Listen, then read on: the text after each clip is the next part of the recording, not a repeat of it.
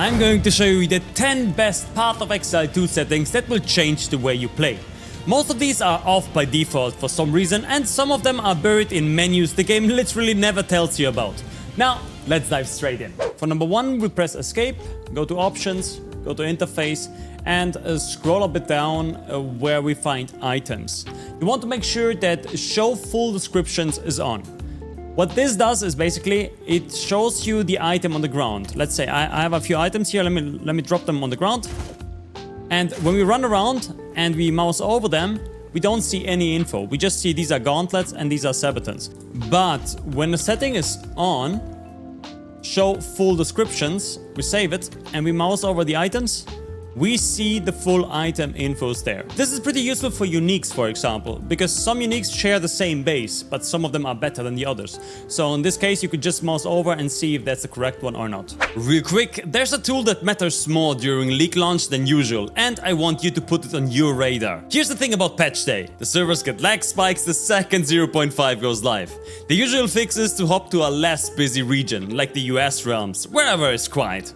But the second you switch, your ping shoots up from the distance. This is what's been fixing that for me. Gear Up Booster. It reroutes your connection through their own high-speed network to the PoE servers. So when I hop to the US East realm during EU peak, my ping drops from 115 to 97 milliseconds. Even on a London realm from Germany, it took my ping from 33 down to 26 milliseconds. It sits at 4.8 stars on Trustpilot across about 3,000 reviews, partnered with TSM and a stack of pros in Counter-Strike, Fortnite, Valorant. Plus there's an official Discord collab going on right now with a free Nitro trial included. The link is pinned in the description and the top comment. Alright, back to it. Let's continue with setting number 2. It's in the same area when you press, again, escape, options, interface, and you want to click always show sockets. You want to make sure this is enabled because by default it's off, and if we check my gear here, we see on first glance that my gear doesn't have any sockets. But if I mouse over, we see, okay, this bow has 2, this has 2, this has 1, and this is just confusing in my opinion. So you want to make sure that you go to options, interface, and show always sockets on. And if I open it now, we will see that my sockets are always shown. And especially with the runes of Aldur, we're gonna use a lot of sockets, so it's always good to have an overview of how many are open or how many are socketed. This is also very useful when you loot items, because when it's offline and you already looted an item with a socket, for example these boots, you might not see it and you will not salvage it at the base and just sell it instead, because you don't see it. So always make sure that it's on. Number 3, we're still in the interface menu and we scroll a bit further down and we will see here a bunch of options that are by default off. I would highly recommend that you turn on show life and mana levels, because by default you see your beautiful globe for health and mana and your energy shield and whatever, and only if you mouse over there you actually see the number of how much you have. But when you turn this setting on, you will always have a number here. In my opinion, this is much better than... Hey, leave me alone. Personally, I really like to know how much HP I actually have and not to guess. Speaking of life and mana, let's go to setting number 4.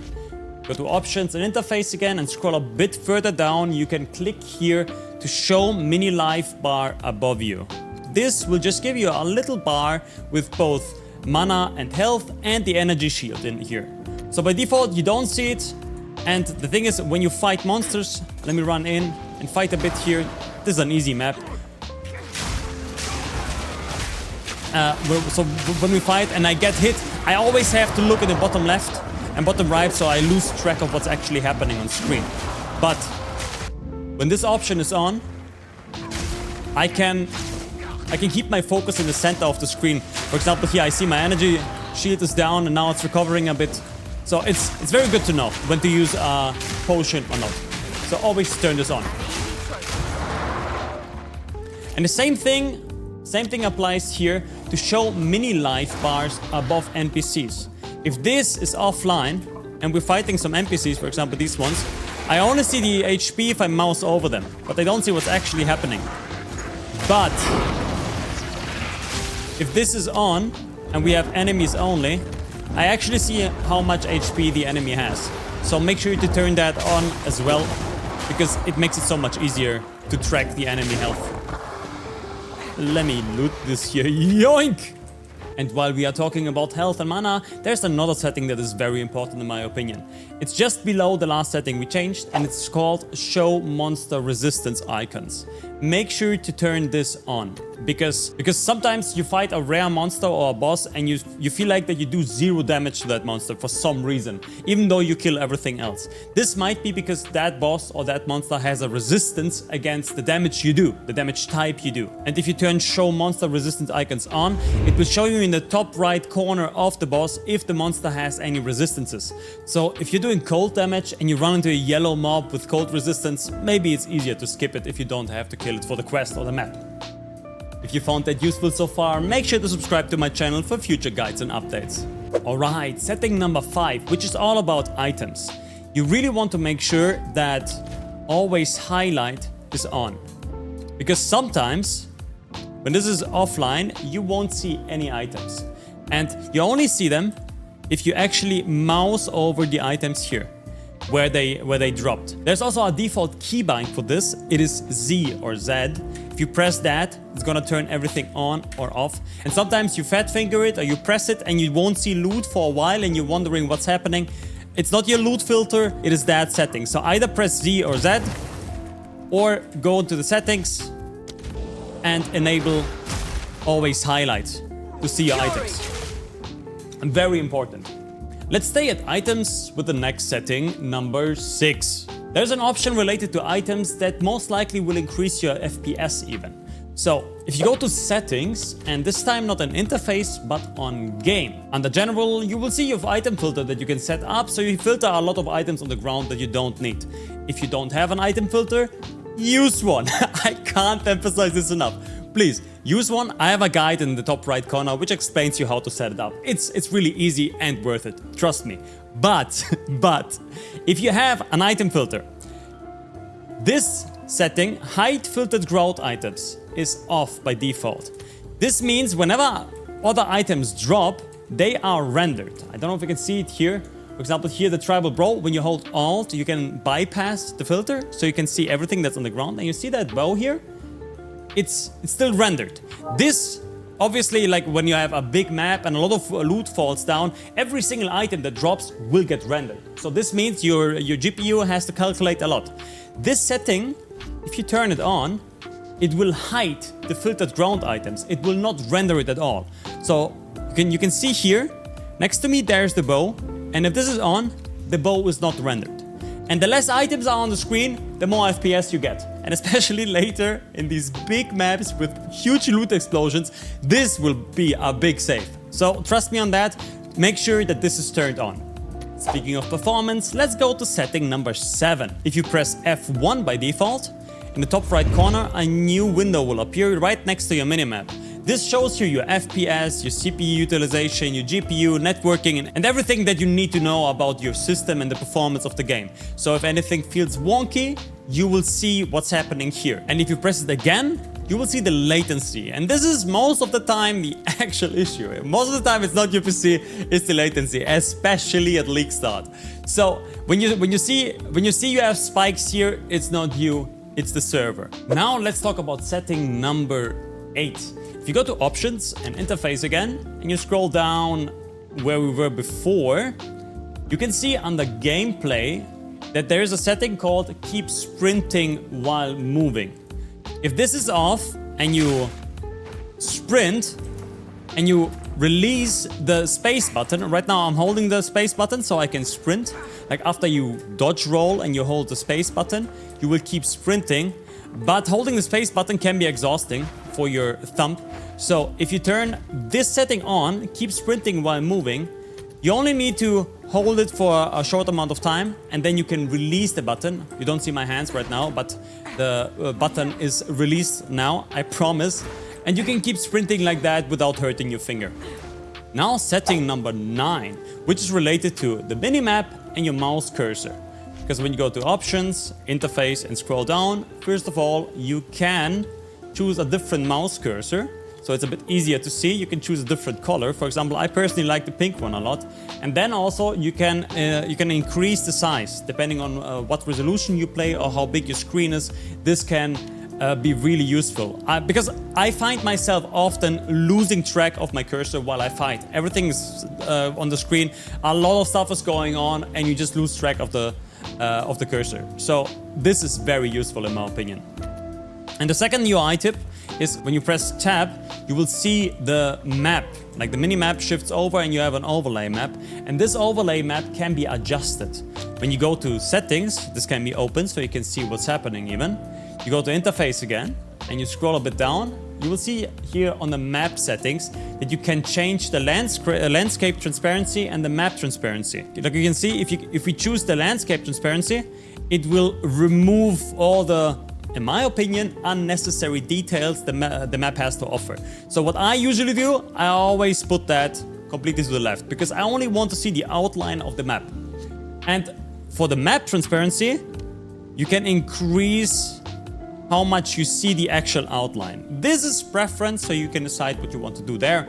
But in my opinion, this is just clutter. This is just clutter because it doesn't give you any information, right? But here you see a clean path where you want to go. And lastly, you can also go to map zoom if you want to have this map zoomed in further. Personally, I don't like it because I want to see as much as possible on the map. So I just shift it all the way to the left and this one almost all the way to the right. And the cool thing is this also applies on the mini-map in the top right. So whenever you look up here, it's the same settings. Pretty cool. And lastly, number 10, a setting that is a bit hidden in my opinion, because it affects your weapon sets. You probably know this already, but we can have two armor sets here. You can either click on this one, or by default, it's the X key. When you press it, we switch the weapons. And during the campaign, we get special talent points. These are called weapon skill points. Let me go to the town so we can reset a few. Let's just remove everything here. It's just a small character. And the cool thing is you can have up to 24. For this use case, I would just use 9.